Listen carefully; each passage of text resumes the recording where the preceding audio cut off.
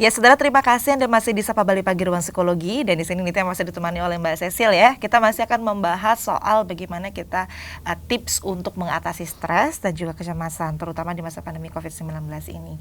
Mas Cecil, tadi di segmen 1 kita bahas secara tuntas nih soal stres ya Mbak Cecil ya. Tapi kita, karena tema kita hari ini juga ada kecemasan ya, dan kita juga sering dengar stres, cemas, itu tuh kayaknya dua hal yang nggak terpisahkan gitu ya Mbak Cecil. Sebenarnya kalau psikolog sendiri memandang kecemasan, sebenarnya kecemasan itu sebenarnya apa sih Mbak Cecil? Baik, sebelum kita ke kecemasan tuh ada cemas ya. Cemas itu jelas sebuah perasaan. Ya. Nah, tapi di dalam cemas itu juga apa bedanya sama takut ya? Nah, kalau cemas ini dia mengkhawatirkan sesuatu yang belum terjadi. Jadi yang di luar, jadi belum saat ini. Tapi kalau takut itu objeknya jelas, gitu ya. Bedanya objeknya jelas. Misalnya Nintya takut sama saya gitu ya. Kok menakutkan Mbak Sisil gitu ya. Nah, objeknya jelas. Tapi misalnya Nintya, jangan-jangan dia ini keturunan raksasa siapa misalnya. Jadi itu sesuatu yang nggak real. Jangan-jangan dia akan membunuh saya. Nah itu.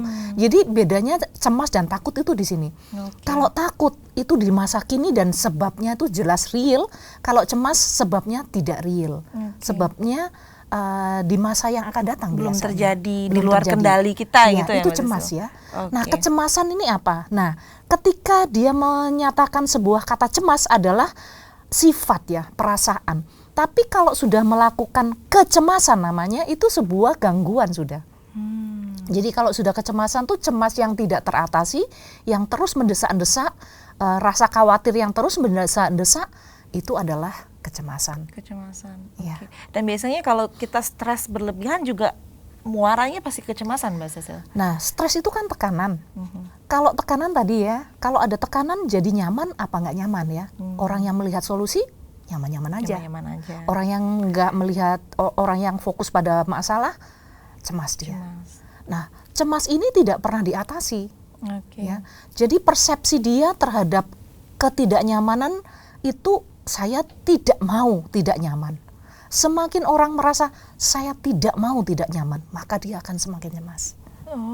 Ya, seperti kayak lebih ke denial dia ya berarti ya. Mas Cecil, tadi stres kita udah bahas kalau stres itu ternyata jika kita respon dengan baik, ternyata dia juga memberikan seperti effort kita untuk bergerak gitu ya, motivasi kita. Nah, gimana dengan kecemasan ini? Nah, karena ini cemas sama stres nih. Stres memicu cemas gitu ya. Nah sama, kalau misalnya orang cemas, penting nggak ya cemas ini? Penting loh. Sama seperti penting nggak ada masalah, penting loh. Kenapa? Kalau kita tidak punya yang namanya perasaan cemas, bagaimana kita akan membuat planning? Bagaimana kita harus berhati-hati gitu ya. Jadi perasaan cemas itu mempengaruhi perasaan kita sendiri, mempengaruhi pikiran kita juga, mempengaruhi aksi, perilaku kita dan kehendak kita. Tapi kembali lagi, kalau cemas ini kita nggak pernah tahu bedanya nyaman nggak nyaman, bedanya cemas nggak cemas, gimana kita melakukan sesuatu aksi ke depan. Nggak ada planning sama sekali. Jadi ya udah nggak pernah cemas, misalnya ada corona tabrak aja, ngobrol aja sama orang, rangkul-rangkulan sama orang gitu ya, disediain makanan, makan aja, kumpul ya, nggak cuci tangan dan sebagainya. Terus terus ngegenjek bareng gitu ya, ngobrol-ngobrol ngegenjek kan, gelasnya jadi satu, gitu ya.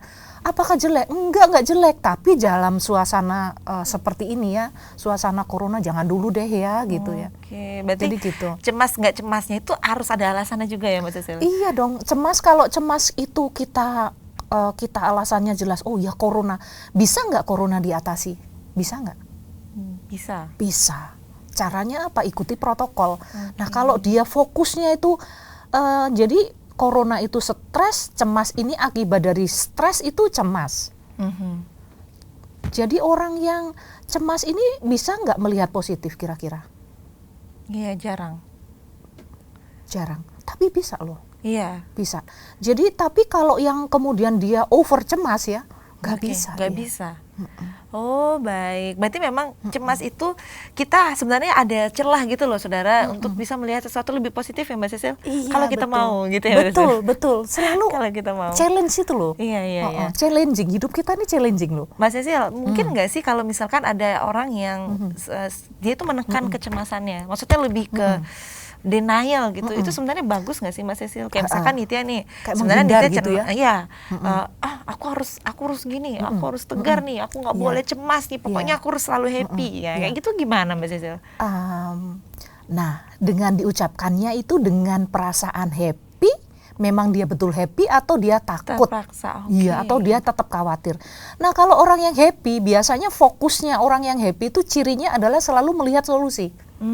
Oh, kalau melihat solusi nggak apa-apa ngomong kayak tadi gitu ya Mbak Sisil? Nggak apa-apa. Orang yang happy itu cemas juga. Ya iyalah, saya juga cemas lah. Tapi kita lihat solusi.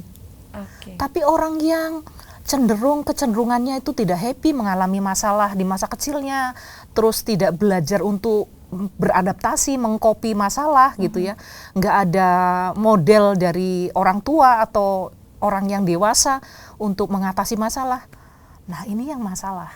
Oke, Mas Sisil, gejalanya deh, Mas Sisil, gejala-gejala kecemasan. Karena kan itu tadi kita sudah dijelasin sedikit ya. Oh, ternyata bedanya takut sama cemas itu dari stimulusnya, kapan waktunya sebagainya. Cuma kalau gejalanya Mas Sisil, gejala yang paling umum lah, biar kita juga sekalian bisa gini nih introspeksi nih Mas Sisil. Ini ada hubungannya sama pertanyaan pertama yang tadi ya. Nah, kalau dihindarin terus, orang yang menghindar itu ingin nyaman apa enggak? Iya, ingin nyaman. Ingin nyaman ya, berarti dia memilih nyaman terus ya. Iya. Orang yang memilih nyaman terus kira-kira nyaman apa enggak hidupnya? Iya, enggak. Iya betul. Jadi kalau kita mikir, pengen nyaman aja nyaman, ini lagi nggak nyaman, ini lagi aku nggak mau, aku nggak mau. Semakin dia nggak mau, semakin dia nggak nyaman. Iya benar-benar. Jadi yang dihindari apa? Masalah kan sama dia. Iya, tapi dia nggak. Tapi nggak melihat solusinya. Iya betul. Jadi ternyata menghindar-hindar tuh lari-lari enak nggak sih dikejar-kejar? Nggak enak, capek kita. Iya capek. Nah, perasaan orang dengan gejala yang kecemasan ini biasanya dia capek-capek.